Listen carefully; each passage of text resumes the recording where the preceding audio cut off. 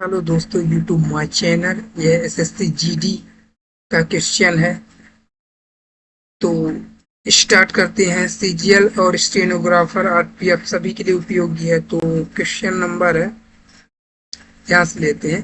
किसने भारतीय राष्ट्रीय कांग्रेस के विरुद्ध अनुनय, विनय और विरोध की राजनीति का दोष लगाया था? फर्स्ट है एनी बेसेंट, सेकंड है सुभाष चंद्र बोस, थर्ड है एम ए जिन्ना, फोर्थ है बाल गंगाधर तिलक। तो इसका आंसर बाल गंगाधर तिलक है। क्वेश्चन नंबर है 13 है, मुजफ्फरपुर में किंग्स फोर्ड की हत्या का प्रयास कब किया गया? फर्स्ट है 1908, सेकंड 1909, थर्ड 1907, फोर्थ है 1911। तो इसका आंसर 1908 है।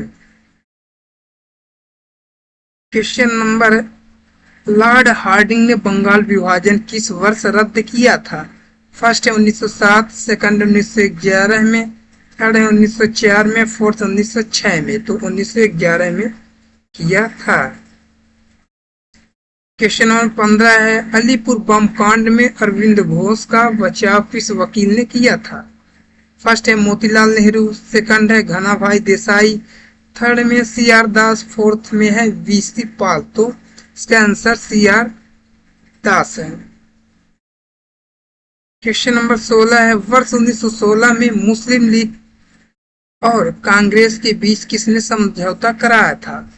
फर्स्ट है जे एल नेहरू, सेकंड है जीवी तिलक, थर्ड है बीजी तिलक, थर्ड है जी के गोखले और फोर्थ है एनी बेसेंट। तो इसका आंसर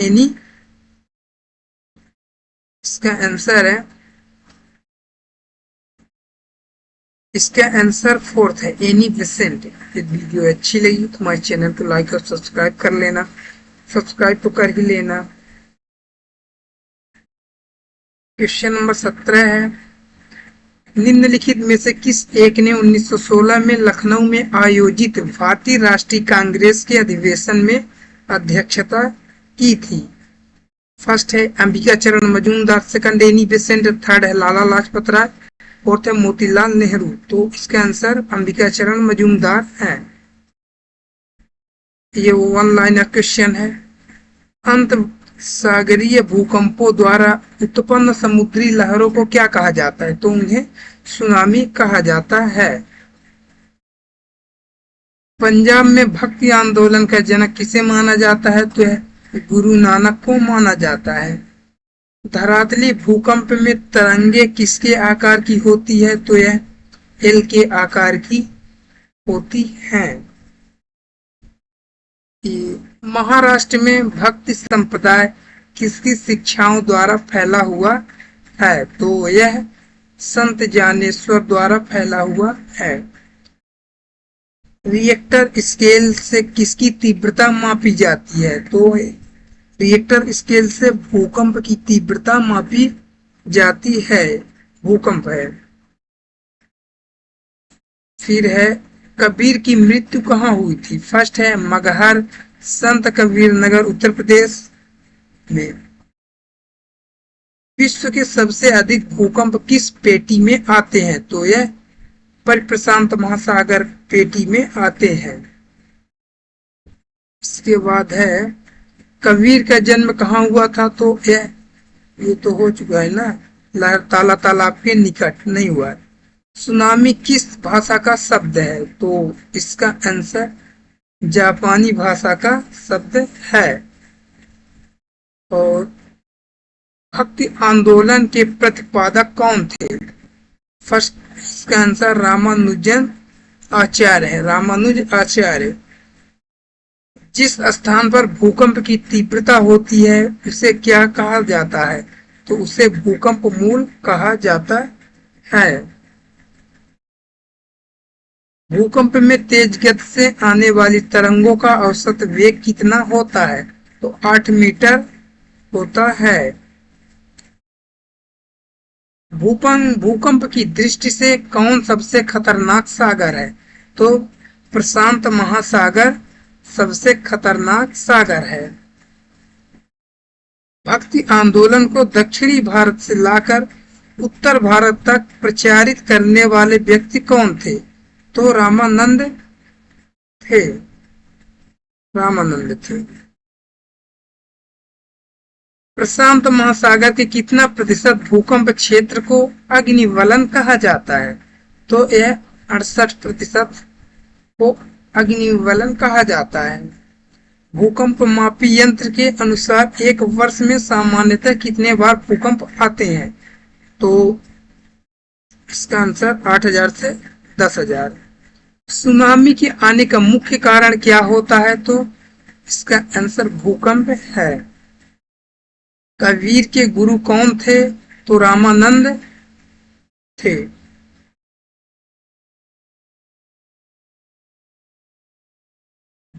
भूकंप की कौन सी घटना धरातल पर घटित नहीं होती बल्कि जल में होती है? तो यह सुनामी है। भूकंपी तरंगों को मापने के लिए किसका प्रयोग किया जाता है? तो भूकंपी तरंगों को मापने के लिए सिस्मोग्राफ का उपयोग किया जाता है। सिस्मोग्राफ नहीं, सिस्मोग्राफ होना चाहिए। धरातल पर जहां सर्वप्रथम भूकंप का अनुभव होता है या उद्गम होता है उस स्थान को क्या कहते हैं? तो भूकंप अधिकेंद्र है, अधिकेंद्र कहा जाता है।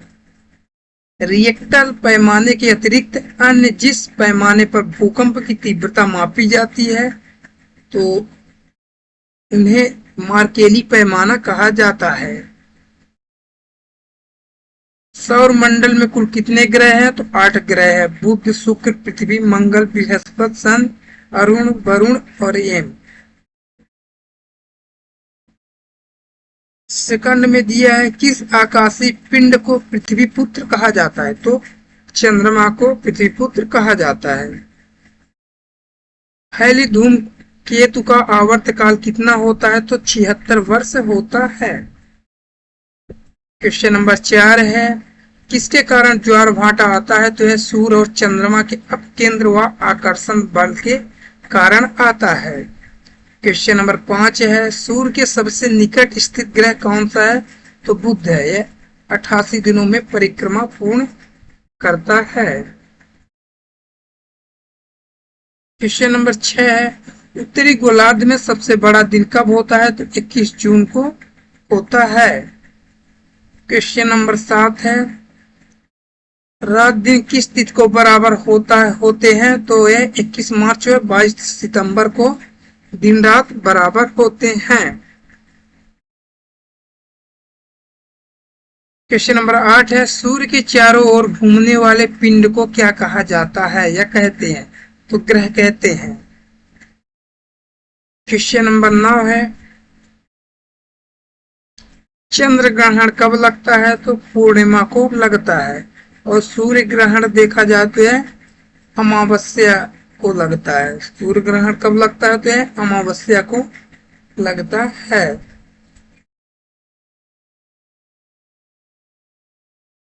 पृथ्वी को नीला ग्रह क्यों कहा जाता है? तो यह जल की उपस्थिति के कारण कहा जाता है।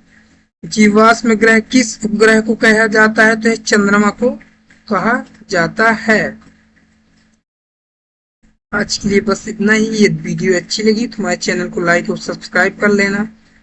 सब्सक्राइब तो कर ही लेना। मिलते हैं नेक्स्ट वीडियो में, तब तक के लिए जय हिंद।